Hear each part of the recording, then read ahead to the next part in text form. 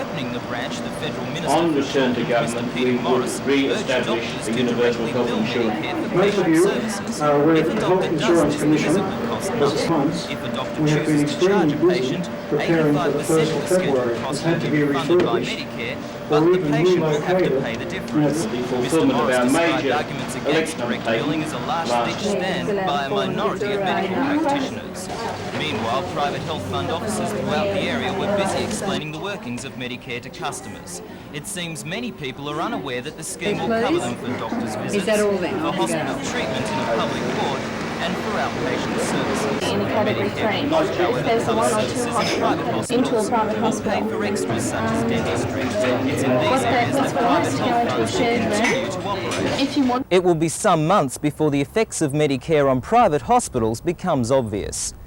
The Executive Director of Lingard Hospital, Mr. Darryl Matham, suggested today that many people will stick with private insurance because they will wait to see how Medicare works, a system of trial and error. He said there will always be a demand for private care because public hospitals will have their resources stretched by Medicare.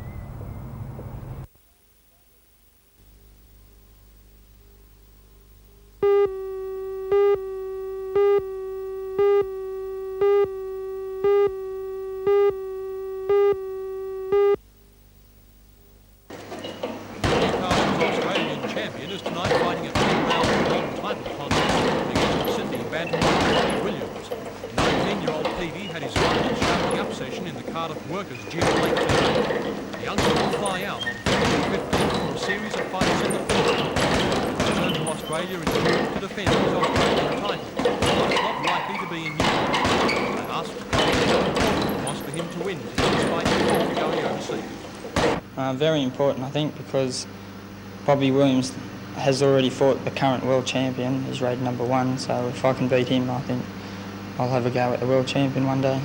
And of course, if you win tonight, then you've got the Philippines trip ahead, and with a victory under your belt, it's a much better way to go, isn't it? Yeah, that's right. And in the Philippines, who do you hope to meet over there to enhance your chance at perhaps one day a crack at the World Championship? I hope to have a couple of fights first, and then fight the #7 in the world. He comes from Philippines, Benny Boona from the Philippines. Hope to fight him and then get world rated. Does it worry you all that tonight is your last fight in Newcastle and that you won't be in front of your home crowd anymore? Yes, I'd say it'll take a bit out of me when I go over there, but it should be all right.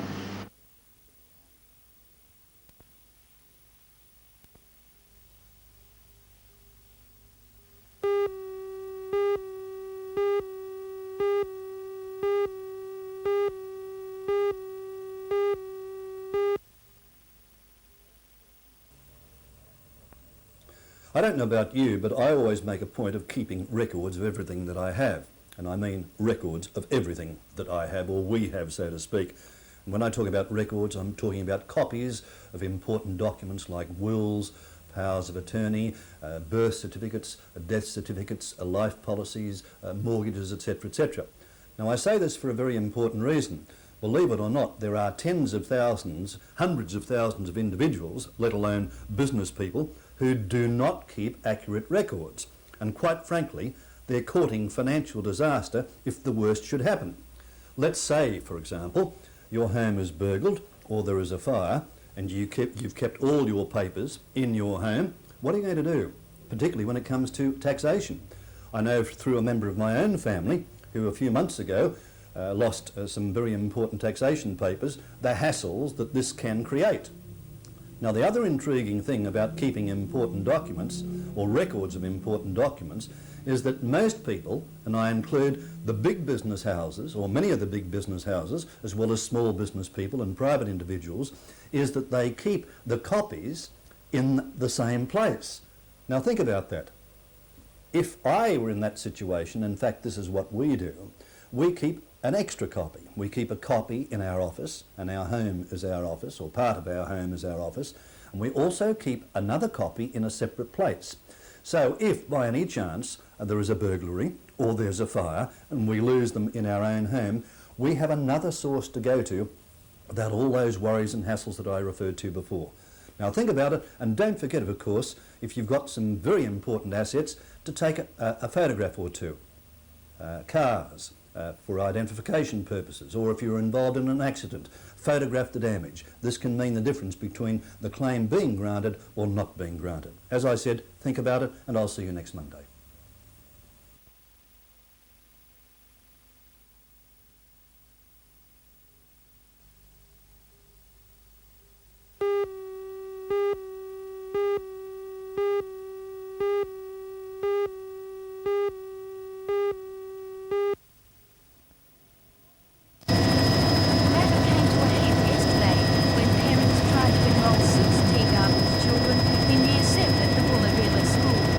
Permission for them to enrol was refused. The same children went to Bulahdelah again this morning. They are still not enrolled and are not attending classes, but are being supervised in the school grounds. A delegation of parents met today with the Regional Director of Education, Mr. Alan Beard. Mr. Beard said he understood their point of view, but pointed out that if they are given their way, planning problems for the Education Department would be the result. While there may be just 6 children left at this stage who are still asking to go to Bulahdelah, if I say yes, I don't know whether the other 10 will come back to me and say, hey, what about us?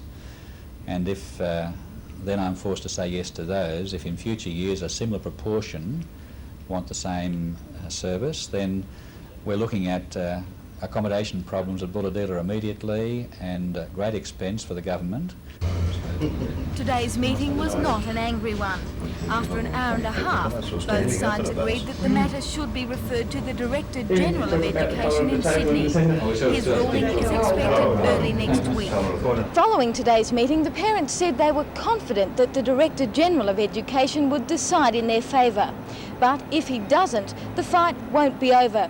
They say they're prepared to keep sending their children to school at Bulahdelah indefinitely.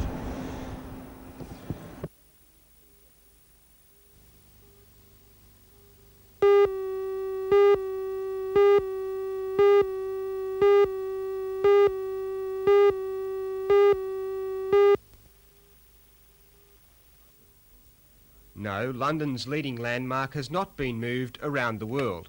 This giant ice model of the palace is the centrepiece of the annual Snow Festival in the Japanese capital. It took 500 people 6 weeks to pack the snow hard and then carve the model with picks and chisels. All the buildings are bulldozed down at the end of the week-long celebrations after being admired by 2 million people. Back in London, below Covent Garden, the 2 attendants of this public lavatory have been presented with the Golden Loo Award for the best-kept public convenience in the country. While you listen to the stereo, you can count the flowers on the ceiling or admire the pictures on the walls. The attendants, Reg and Les, provide all the towels, soap, even nail brushes out of their own pockets. We've done it for the public, really and truthfully. You're proud of it? I'm proud of it, yes. Me and Roger is proud of it. You won't get a bit of Fiji on the walls. You go to other toilets, you see Fiji, you never get none here.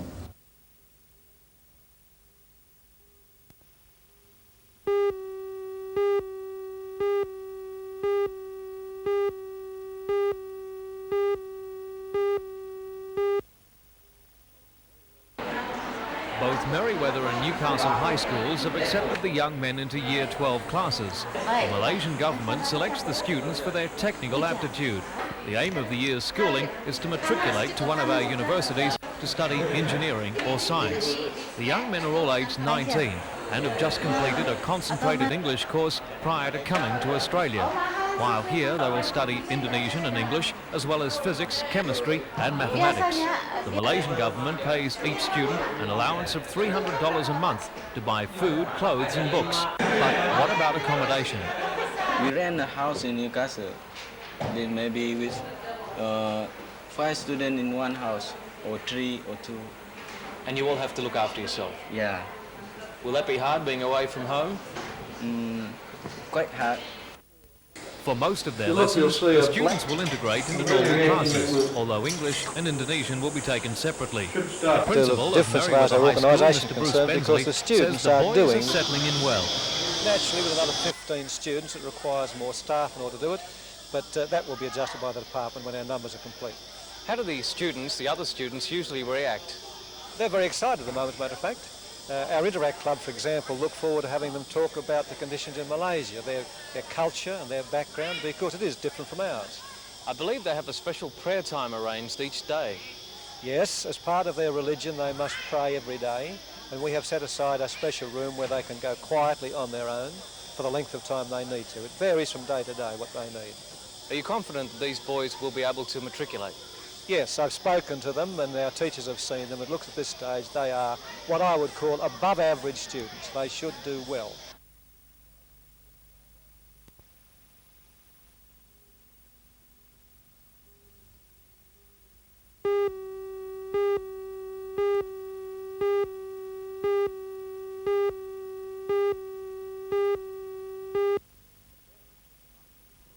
The parents of the 19 children who have just started high school at Katara this year feel shortchanged. Their children have been selected to miss out on regular classrooms and teaching, and they're understandably angry.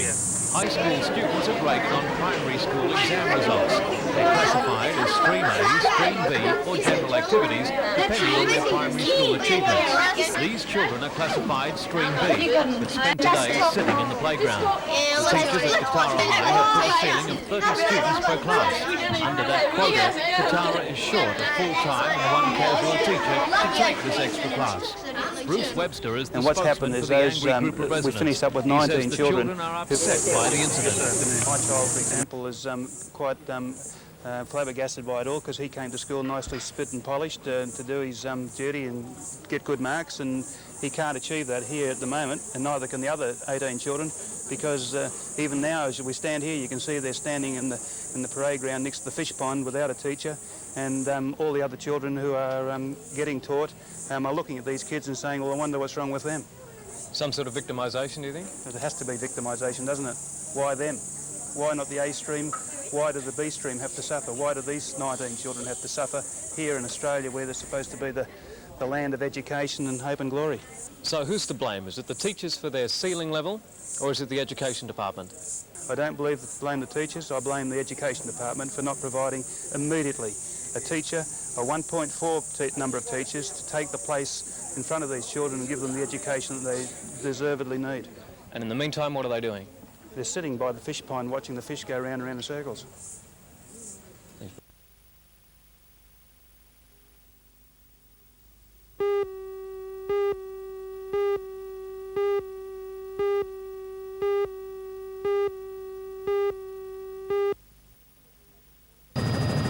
Police say the boy, believed to be in his early teens, was trying to cross railway tracks near the Western Overhead Bridge when the accident occurred. Apparently, he waited for a train travelling west to pass, but failed to see or hear the coal train on its way to Newcastle. Rescuers found him trapped between the train's engines. After he was released and his condition was stabilised, he was placed in the Westpac rescue helicopter, which was to have rushed him to the Royal Newcastle Hospital. But a mechanical fault prevented the helicopter from taking off, and the patient had to be transferred to an intensive care ambulance. He is suffering severe head injuries and multiple fractures.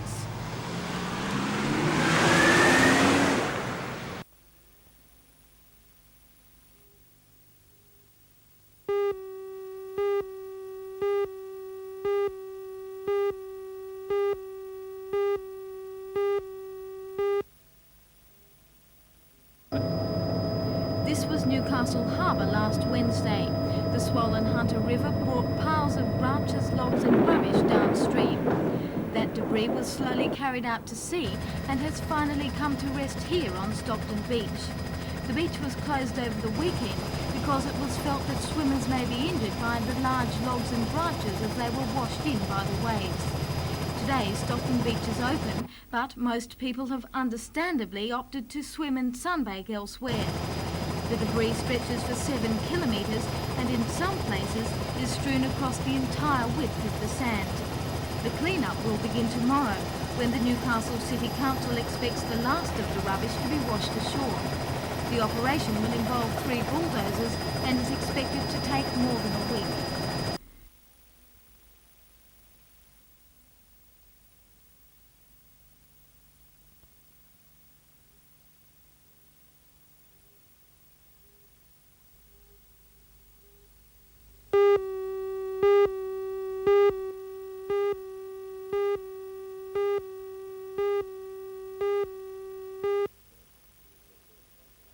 concerned. He has been very frank and open with the council, and I have certainly... does not agree with one of Mr Lewis's conclusions, in which the town clerk says that council should place on record its dissatisfaction of Alderman Campbell's non-performance and seek his apology. We won't support them entirely. We do support the fact that the development should go through, and we also support the fact that there's been no improper conduct on the part of any alderman or council employee. What part aren't you going to accept? Well, we're not going to accept the council making a decision. As the local government authorities have been called into it by the Lord Mayor, I understand, we're going to refer it to the local government authority for them to make the decision. Do you think that Alderman Campbell should make an apology? I certainly do not. An apology is the only thing Mr Lewis recommends. He doesn't see the need for any legal action over the matter. Mr Lewis's findings relate to the rezoning of the Wallsend Soccer Club for development and the sale of council-owned land fronting Sandgate Road, Wallsend. Alderman Campbell, who is employed by the Wallsend Soccer Club, is accused of not declaring a pecuniary interest early enough at a meeting on October the 25th, when there was only slight mention in the council of the Wallsend issues. He did declare an interest at a later meeting. Meanwhile, the Labor Party still believes the Wallsend development was dealt with in decent haste.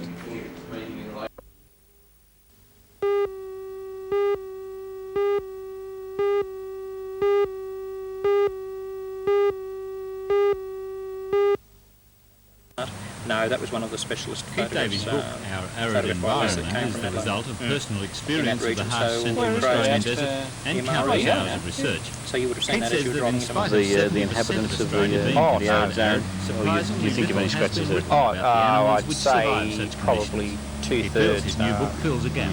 10 years ago I wrote a little book on the Australian arid zone, and it wasn't really good enough, and so I felt that I had to write another book.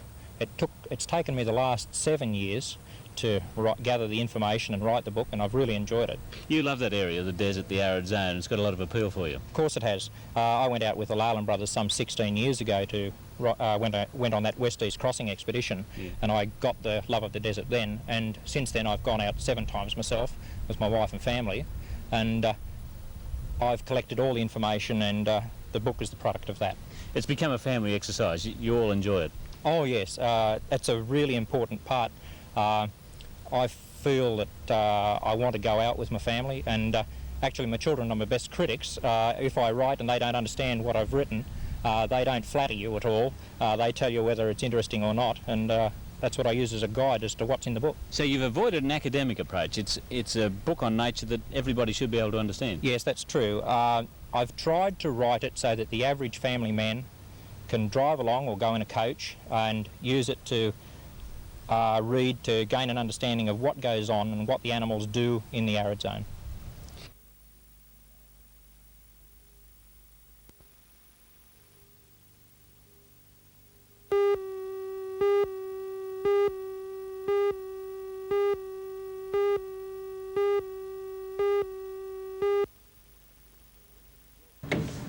A Sydney builder, Mr Gordon Mandan, was amazed when his tender to buy the Macquarie Princess was successful. The old ferry had seen about 4 years active service on the lake before it met its ill fate. 5 months of hard work and $35,000 later, the Princess is ready to return to service again. Major structural work has been necessary to bring it up to Maritime Services Board standards. In the next few weeks, workmen will be putting the finishing touches to the craft. The Macquarie Princess can carry 120 people. It's 18 metres long and powered by a 60 horsepower diesel engine. It's been heartbreaking work for Gordon Mandan, but he says working on an old timber boat is very rewarding. I'm a carpenter by trade, and always enjoy anything that's made in timber, and I've quite enjoyed doing the work on this. What kind of work will the Macquarie Princess see on Lake Macquarie? Charter work. It's still got to go through the final stages of MSB approval, but once that does happen, it'll be available for charter. Is there much work for charter boats now on Lake Macquarie? Well, all the charter boats that are on Lake Macquarie are full up all the time. So you're confident that it will be a successful business venture? Yes, very confident.